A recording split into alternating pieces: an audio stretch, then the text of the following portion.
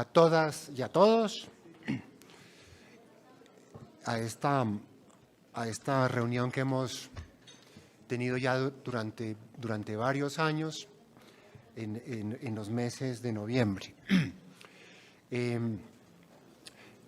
Quiero darle un saludo muy especial, ya se los di, ya se despidieron al ministro de Hacienda, a las senadoras y al representante Andrés Forero.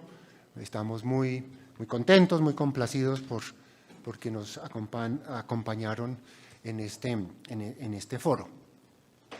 Antes de comenzar, también quiero darle un saludo especial a la doctora Diana Ojeda, nuestra procuradora delegada para la salud y la protección social, y el empleo o el trabajo decente. Ese es el título completo, ¿cierto? Asuntos del trabajo y la seguridad social. Hubo un lapsus. Le cambió el nombre, empezando por salud por la crisis, pero lo segundo va acá todo. Bueno, Cualquiera vale eso. Gracias por la aclaración. Un saludo muy especial también a dos personas. Al doctor Juan Daniel Oviedo, ¿no? Muchas felicitaciones por esos 600,000 votos.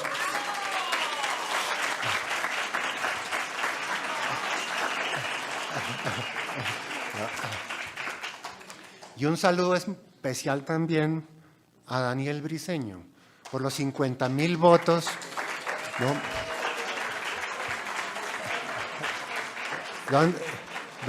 ¿Dónde está Daniel? No se esconda. ¿Dónde está?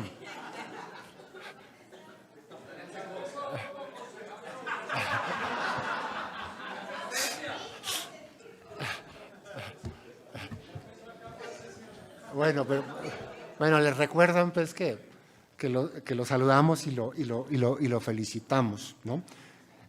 Por su elección como concejal electo de Bogotá. ¿Cómo voy a pasar?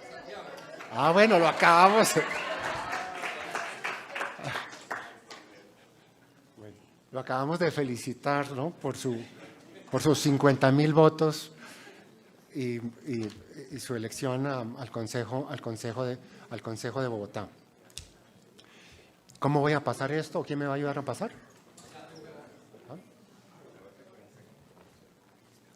¿Por cuál? ¿El grande?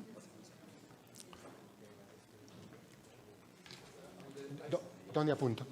Aquí está. Bueno, lo que voy a presentar es básicamente la posición de Asofondos sobre la reforma pensional. Y comienzo con unas palabras introductorias. Desde Asofondos, desde hace mucho tiempo, 3 gobiernos anteriores hemos propuesto la necesidad de una reforma pensional, y en ese sentido, digamos, nos complace que finalmente este gobierno de Gustavo Petro pues ha tomado esta iniciativa. También quiero decir, y lo hemos reconocido en el pasado, que después de la Ley 100 sí ha habido ajustes y reformas relativamente importantes, ¿no?, al sistema pensional, como fue la Ley 797 del 2003 y el Acto Legislativo 01 del 2005, que no eliminó todos, pero sí eliminó muchos regímenes pensionales, ¿no? Pero hay muchas razones para hacer una reforma. Ya se han mencionado aquí varias. 2 regímenes compitiendo uno con otro. Colombia y Perú son casos sui generis, quizás en el mundo, de tener este arbitraje entre estos 2 regímenes, ¿no?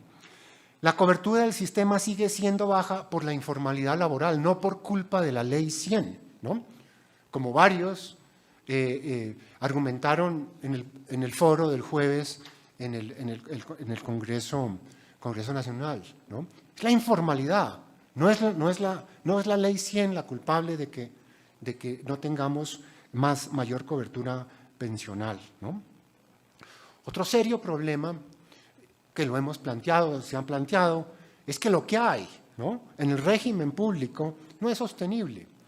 Tiene un pasivo pensional gigantesco, ¿no?, y es muy regresivo, precisamente por esos subsidios que da, ¿no?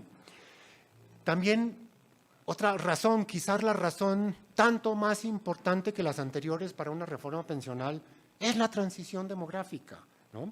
Cada vez hay menos jóvenes, cada vez hay más adultos mayores, ¿no? Las pensiones cotizando, los jóvenes para pagar las pensiones de los adultos mayores, eso no es sostenible, es un esquema piramidal, y los regímenes de reparto o de prima media, como lo llamamos, son esquemas piramidales, ¿no? Además de esta transición, de esta recomposición de la población, el número total de la población en los países va a caer, y de hecho ya está cayendo. En China ya está cayendo el número de personas de ese país, ¿no? Por estas razones, por la transición demográfica y por el envejecimiento de la población, el ahorro es un imperativo para el cubrimiento de los riesgos de la vejez, ¿no? Y en Colombia ese ahorro es bajo, ¿no? Ha crecido muchísimo en los fondos de pensiones, ahorita voy a elaborar un poco más de esto, ¿no? Y hasta el superintendente financiero, no sé si leyeron la columna de él en El Tiempo, creo que fue anteayer, habla del bajísimo ahorro que tiene Colombia.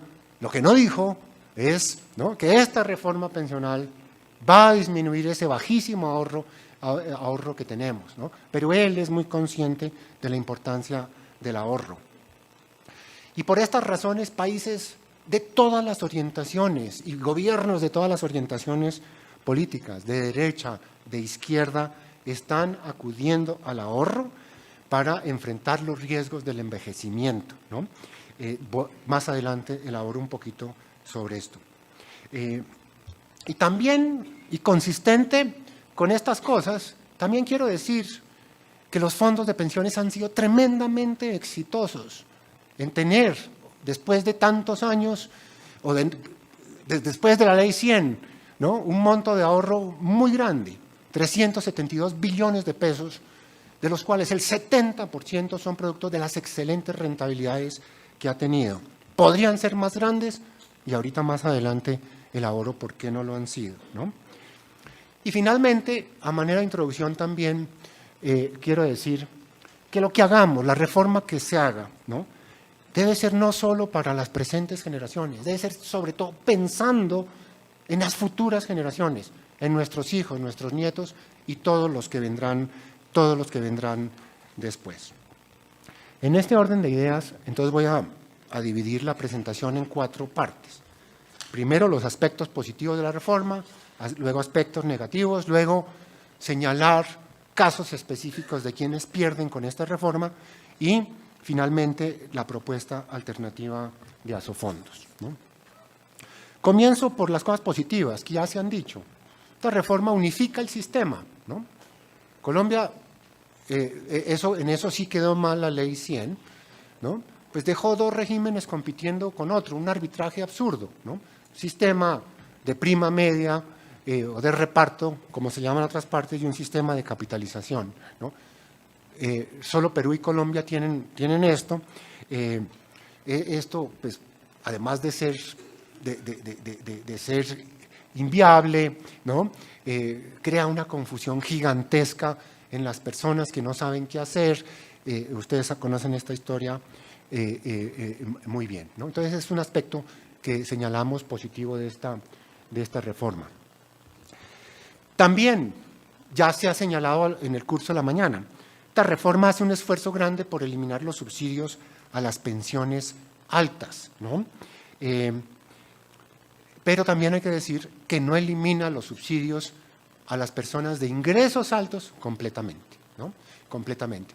Los deja, son menores, pero deja los subsidios.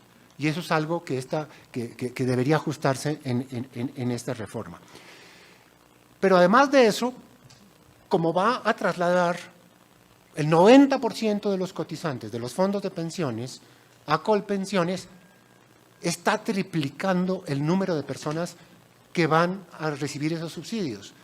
Y esto es uno de los agravantes para el pasivo pensional. Es una de las razones por las cuales el pasivo pensional va a crecer tanto. Tercer punto positivo, amplía y formaliza el pilar solidario, ¿no? Pilar que ya tenemos, que se llama Colombia Mayor.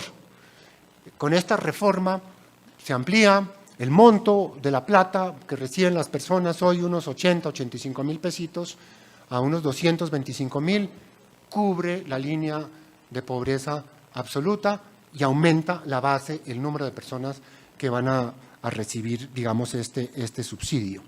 Eso está bien, ¿no? Pero varias consideraciones.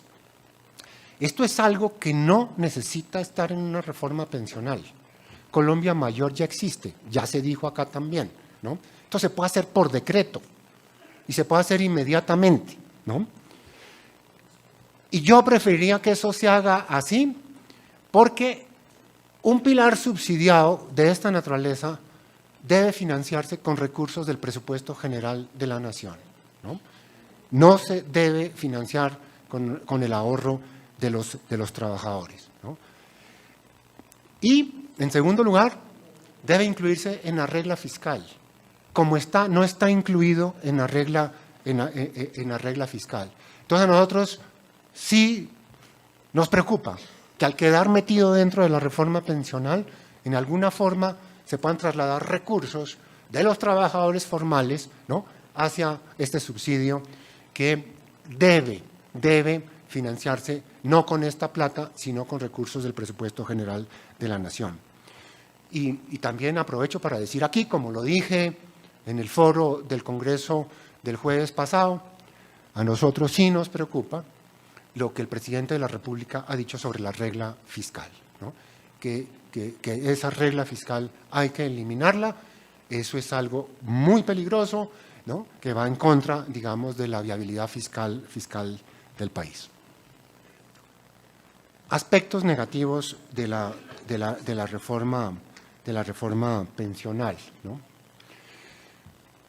Esto tiene una visión estatizadora de la sociedad, al igual que el proyecto de salud o el proyecto de reforma laboral, ¿no? Este proyecto de reforma pensional, al estar basada en un régimen de prima media para un mundo demográfico de hace 40, 50 años, ¿no?, es un poco como volver al pasado, ¿no? Volver al pasado. Es como si se quisiera que Colombia tuviera un mejor pasado, unos mejores años 60 o 70. Pero además es un poco retornar al viejo seguro social, con todos los problemas que tuvo el seguro social, su politización, ¿no?, la desviación de recursos, el agotamiento de sus reservas, ¿no?, porque estaba politizado.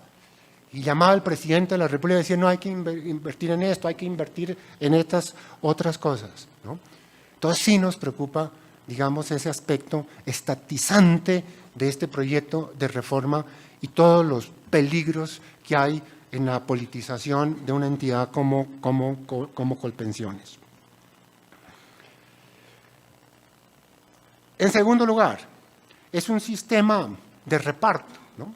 Ya lo dije, al pasar el 90% de los cotizantes o el 80% de las cotizaciones desde los fondos de ahorro y capitalización individual a un régimen de reparto, ¿no?, esto no es sostenible en el tiempo, por las razones que ya los dije, ¿no?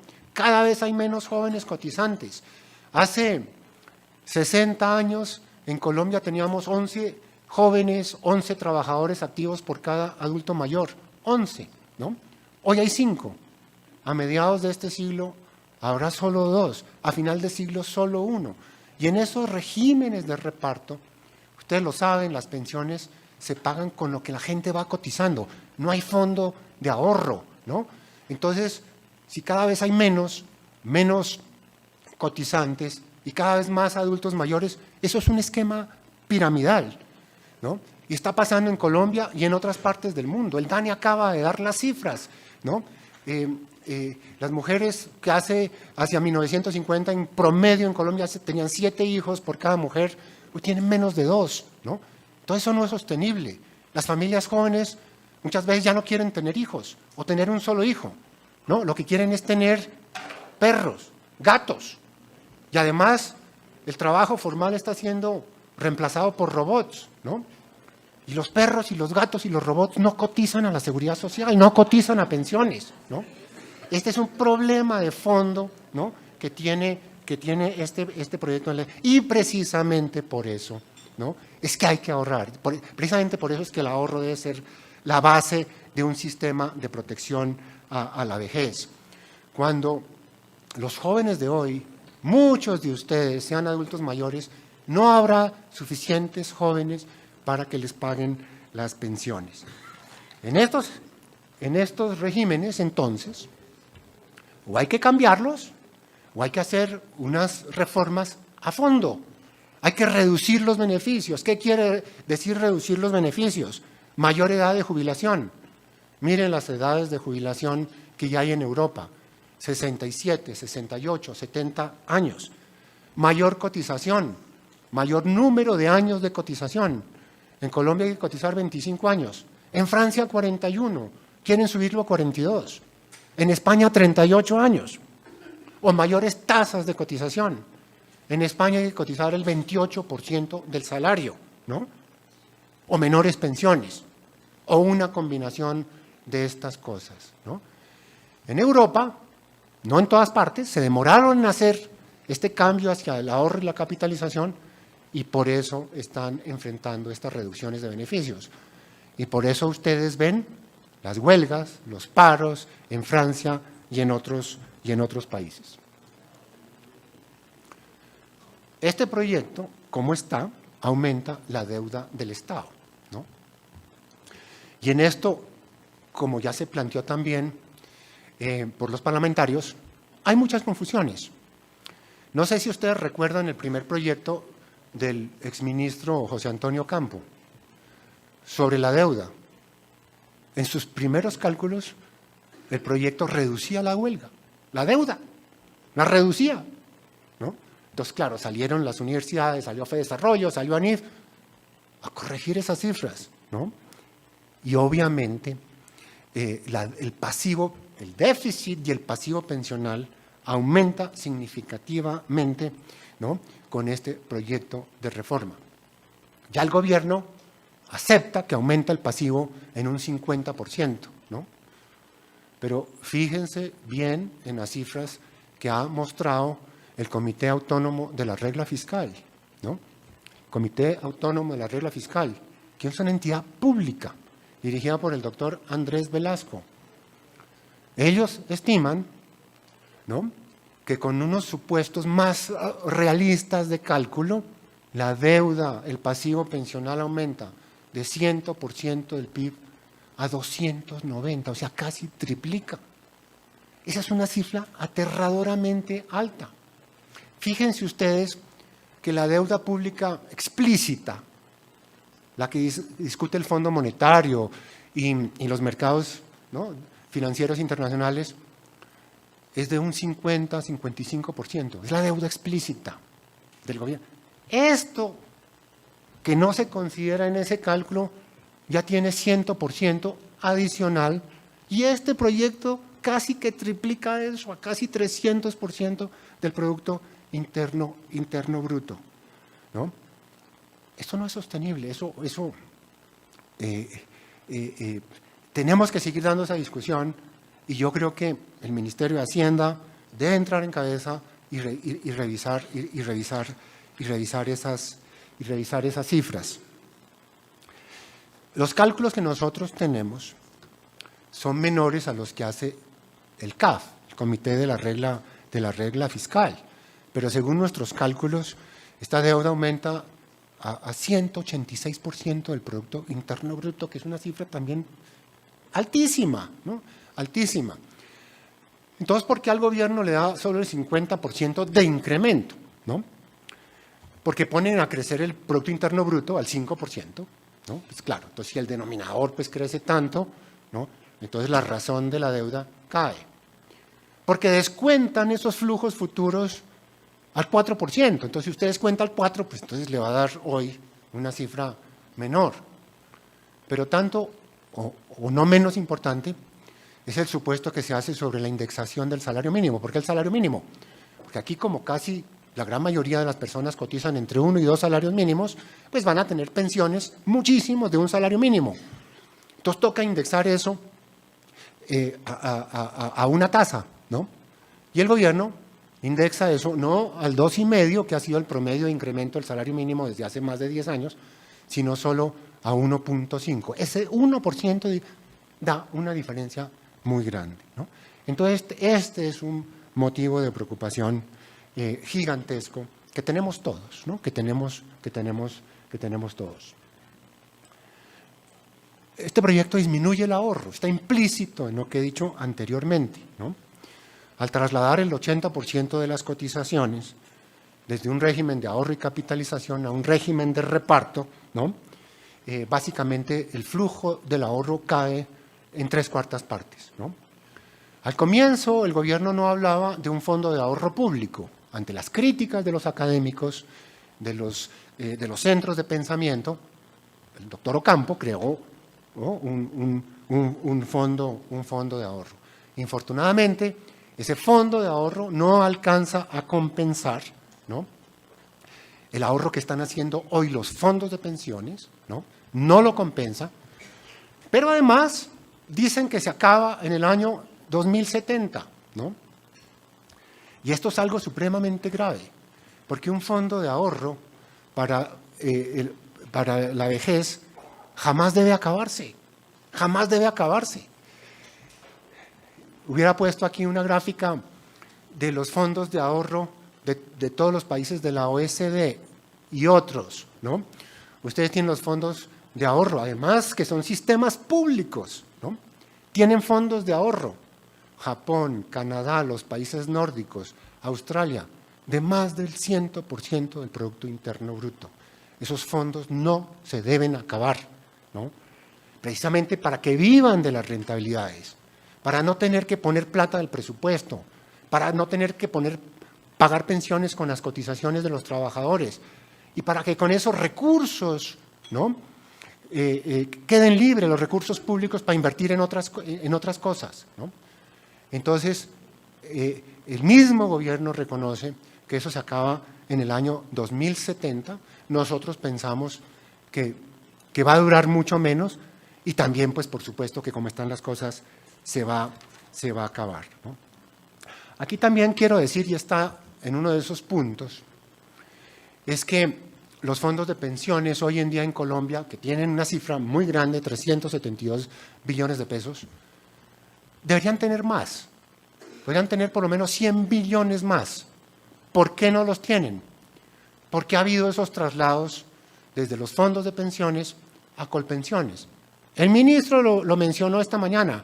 Lo que no dijo el ministro, y sí tuve la oportunidad de recordárselo en la sesión del jueves en el Congreso, ¿no?, es por qué se ha ido esa plata de los fondos de pensiones a Colpensiones. Para recibir esos subsidios que hay en Colpensiones, ¿no?, esos subsidios a las pensiones altas, que no deberían recibirlos. Es una competencia absolutamente desleal, ¿no? Y ahora se va a trasladar aún más plata, ¿cierto?, que no se va a ahorrar en un monto suficiente. Esta reforma, entonces, disminuye el ahorro. Esto no me pasó. ¿Se trabó o qué? Sí. Con la reforma, entonces, caerá el ahorro en un 80%, si el umbral es de 3 salarios mínimos, en el pilar contributivo, y un 50% si ese umbral es de un salario mínimo, un 50%. Aún con un umbral de un 50%, fíjense ustedes, la caída es de la mitad de lo que hay ahora. Y algo que también quiero mencionar, ¿no? Mientras esta reforma, vuelvo a la anterior, aquí, ¿dónde está? ¿Aquí faltó una o qué? No, esta. Uy, esto no. Esta. Algo que es muy importante. mientras esta reforma en Colombia tumba el ahorro entre un 50 y un 80%, la reforma que se está planteando en Chile va a aumentar este flujo del ahorro entre un 30 y un 60%. No voy a entrar en los detalles por qué. Y la reforma que hizo hace 3 años Andrés Manuel López Obrador en México está aumentando y va a acabar de aumentar, porque eso es progresivo, el ahorro que había antes en un 139%, ¿no? Esto es muy importante porque son países que están cercanos a nosotros, pero también por las personas que están haciendo estas reformas. Gabriel Boric en Chile, ¿no? López Obrador en México. Nadie puede decir, ¿no?, que son Chicago Boys ¿no?, o neoliberales, ¿no?, o neoliberales, ¿no? El impulso que le está dando la reforma de México a los trabajadores mexicanos para el ahorro de su vejez es gigantesco. Y no solo a ellos, porque esto es un gana-gana. Con ellos gana también la economía, gana el ahorro macroeconómico, ¿no? Entonces, esto es algo que debemos tenerlo en cuenta, como nos lo recordó el doctor Carlos Ramírez, mexicano, en el foro del Congreso de hace 2 días, ¿no?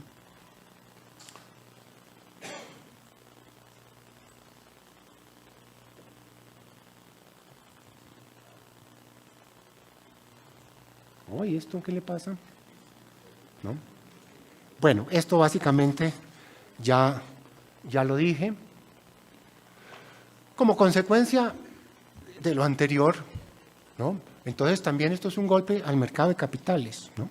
Transferir pues 80% de las cotizaciones a un régimen de prima media, obviamente se reducen las oportunidades de inversión de los fondos de pensiones, ¿no?, en el país.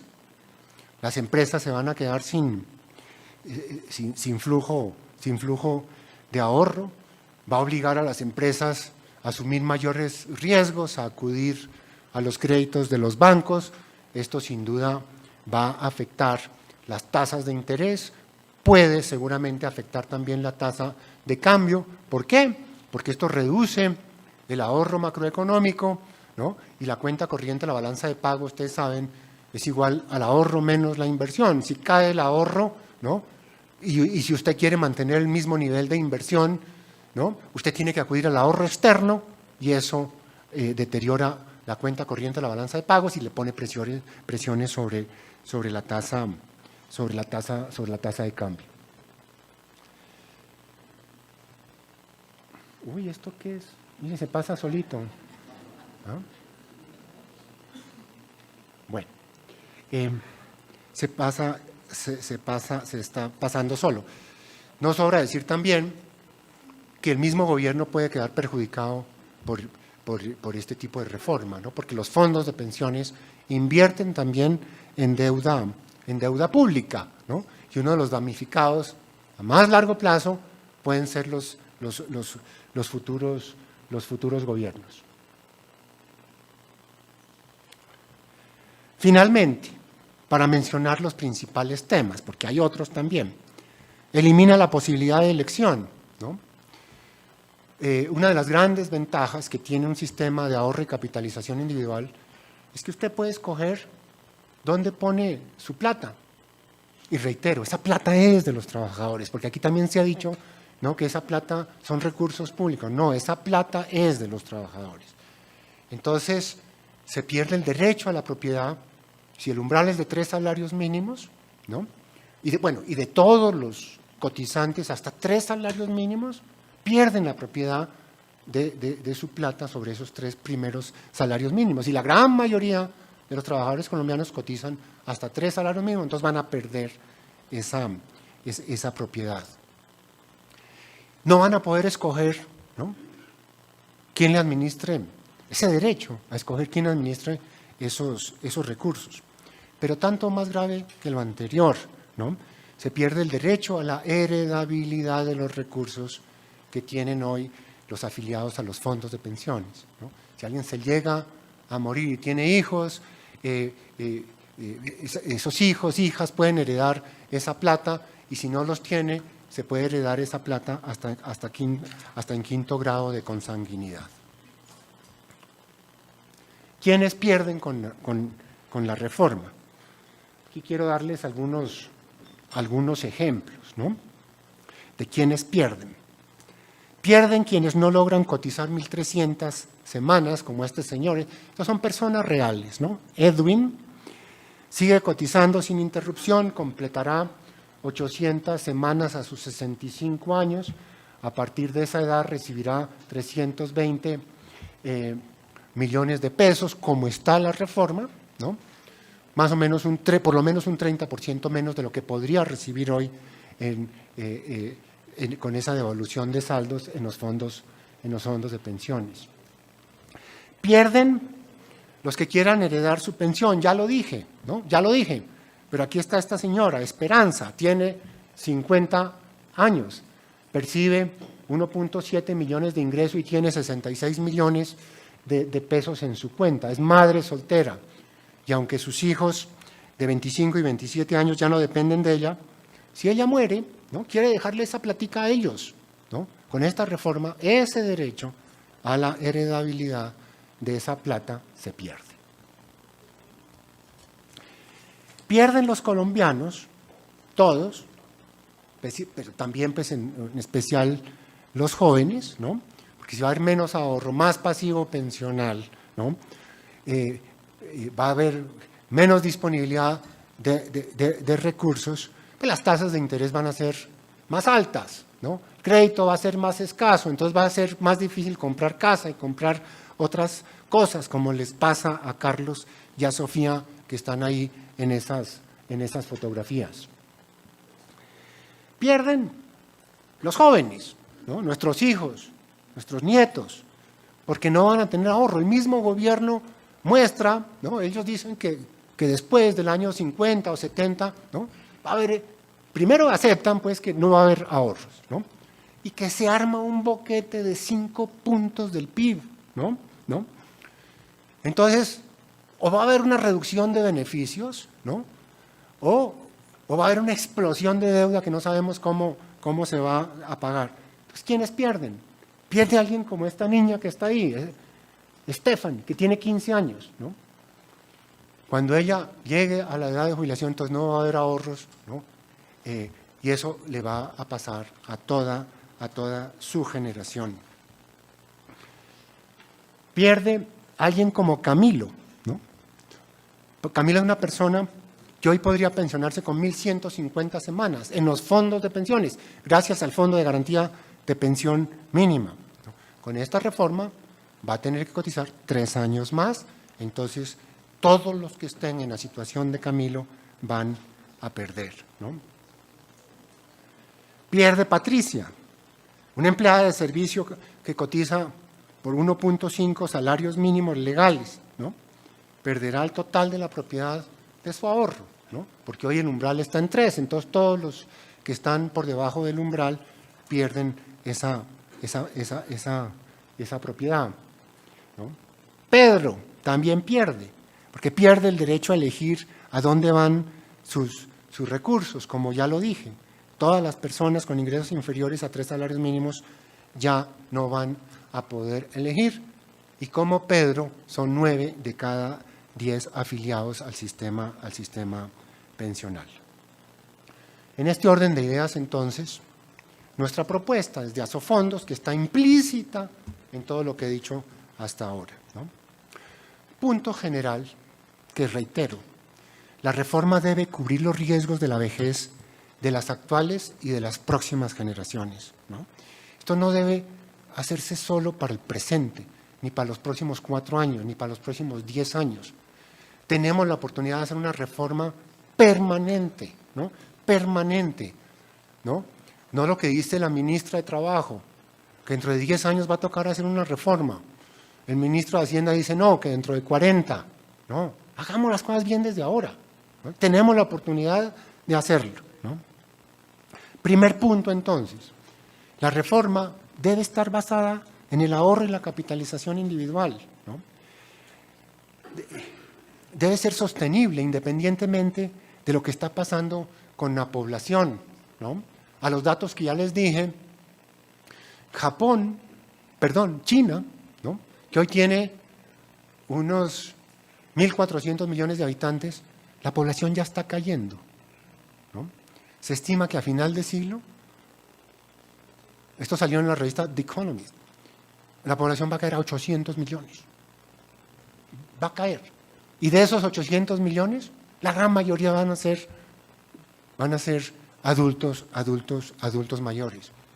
En Colombia, porque la tasa de fertilidad ya está debajo de 2, doctor Daniel, usted me corrige, creo que está en 1.7, ¿no? La población va a llegar a un tope, a unos 55, 56 millones pronto, y luego va a empezar a caer, ¿no? Va a empezar a caer. En otros países, Italia, esa tasa está en 1.3, están desesperados, no saben cómo van a enfrentar ese problema.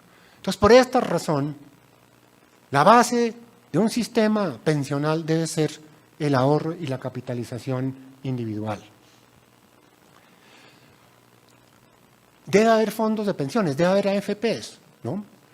Pero no tienen que ser todas privadas. Puede haber AFPs públicas. De hecho, en México hay una AFP pública, pero operando bajo las mismas reglas de juego. Eso lo podemos hacer acá también, ¿no?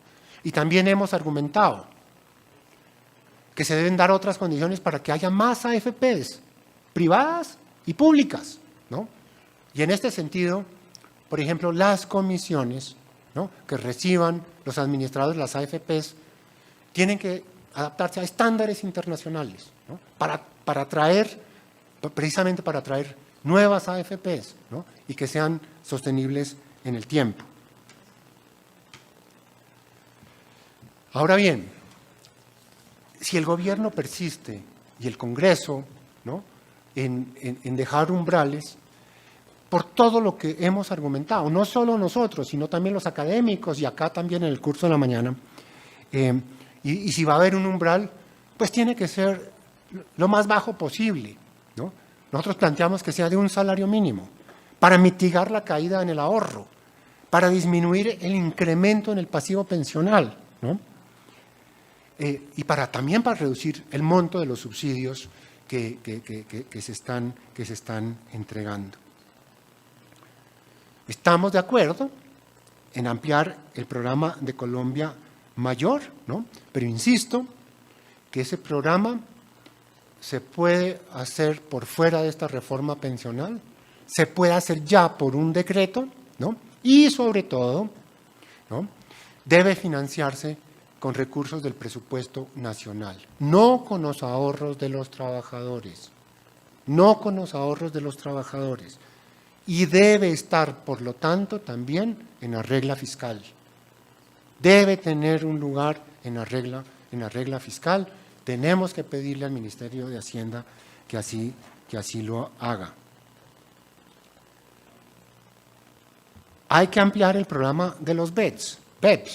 El nombre que le dan es semicontributivo, ¿no? Pero tiene que ser más generoso de lo que está, ¿no? Ya lo había dicho. Y esa es otra razón para que exista el ahorro y la capitalización individual, ¿no? ¿Por qué? Porque ustedes nos han escuchado también antes. Las devoluciones que hoy hacen los fondos de pensiones son 7 veces más grandes que las devoluciones que hace Colpensiones, ¿no? Entonces, gracias a la capitalización, usted puede armar unos BEPS mucho más grandes, ¿no?, de lo que se podría hacer con la regulación que tenemos hoy y también con lo que está incluido en la reforma que se ha presentado. Finalmente, ¿no?, tenemos que consolidar el ahorro voluntario. Hay personas que tienen o quieren ahorrar más, ¿no?, de los ahorros forzosos que llamaba el ministro de Hacienda esta mañana, ¿no? Entonces tenemos que dar estímulos al ahorro voluntario. Deben consolidarse, digamos, esos estímulos a las cuentas de ahorro voluntario propiamente dichas, a las exclusivas, pero también a los ahorros voluntarios en pensiones obligatorias. Y tenemos que ser muy creativos, ¿no?, aprender de la economía de la llamada economía del comportamiento, va a crear incentivos a que la gente ahorre más, ¿no? Ahorre más. En México, por ejemplo, tienen incentivos como cuando usted va a un restaurante, paga con la tarjeta de crédito, por defecto, ¿no? Por defecto, 2 punticos, 3 punticos de lo que le costó la cuenta van a una cuenta de ahorro voluntario. Ese tipo de cosas se puede y se debe hacer. La gente dice, no, es que 2 punticos es muy poquito, pero después de 10, 15 años, eso es harta plata, ¿no? Eso es harta plata.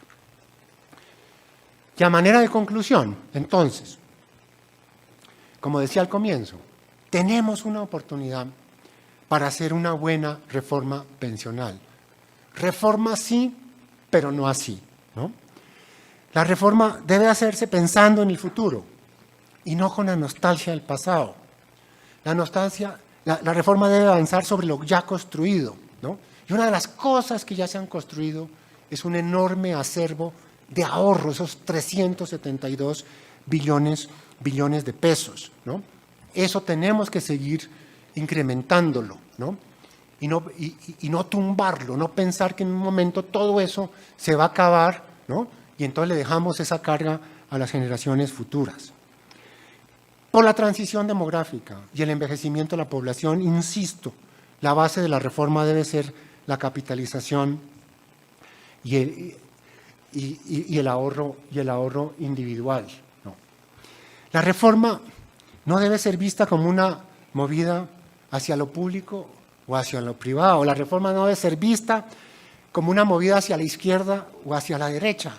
La reforma debe ser vista como una movida hacia el futuro, ¿no? Hacia adelante, para todos los trabajadores colombianos, ¿no? Debe ser una reforma que resalte una visión, no una división, ¿no?